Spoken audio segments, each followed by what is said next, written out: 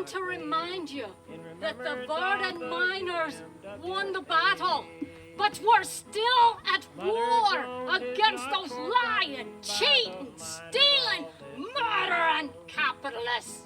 I'm not a humanitarian. I'm a hellraiser. I've been called a lot of names. Bolshevik, socialist, most dangerous woman in America, walking wrath of God, and Mother Jones. Well, if a mother hen is dangerous protecting her chicks, somebody had to be brave enough to stand up and do it. Patrick Henry said, "Give me liberty or give me death." But he also said, "Eternal vigilance is the price of liberty." We have to keep fighting. Our boys in Verdun were on strike for the 8-hour workday. 8 hours to work, 8 hours to sleep, and 8 hours of liberty. Liberty. Freedom from arbitrary control.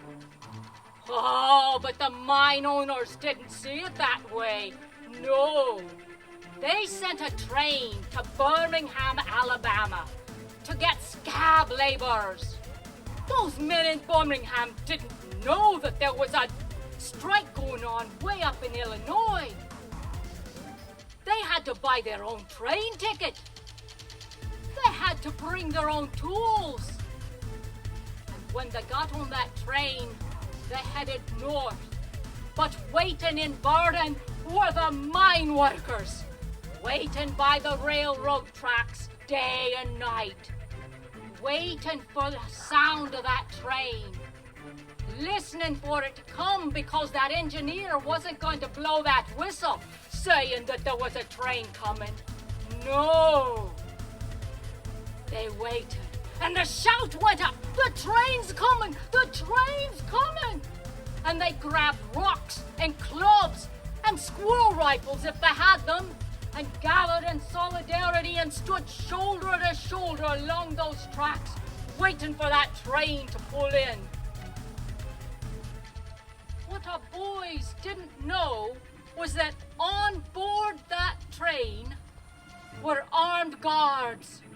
Guards with brand new Winchester rifles, the 1894 repeating rifles with the 26-inch octagon barrel and the tube magazine underneath that held 9 rounds, 1 in the chamber, lever action, top ejecting.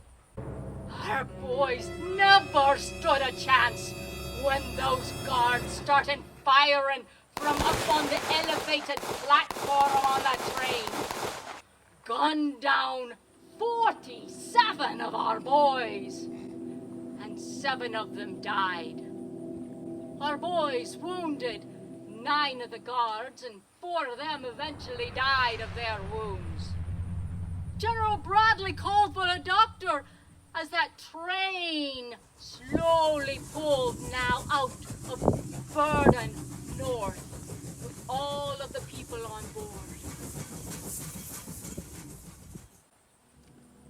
The city fathers in Verdun, they argued for an entire year, not wanting our boys buried in their cemeteries, complained, said that our boys were murderers, called them murderers.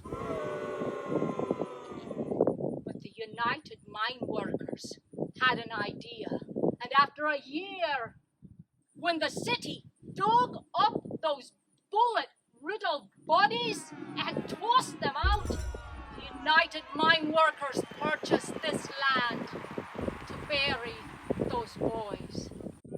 And it was my desire to be buried with them. So I issued this in solidarity.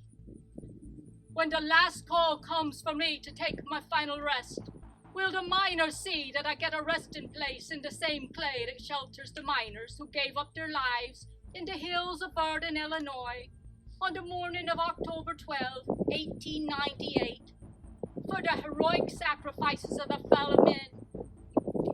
Their responsible for Illinois being the best organized labor state in America. I hope it will be my consolation when I pass away to feel I sleep under the clay with those brave boys. The coal company was forced to settle that strike and made the United Mine Workers the strongest union in America. I fought until there wasn't an ounce of breath left in these old bones.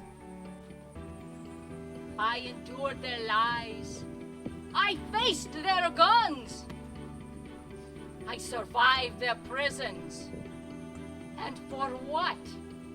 For what? Listen to your mother. Pray for the dead, but fight like hell for the living. Yeah.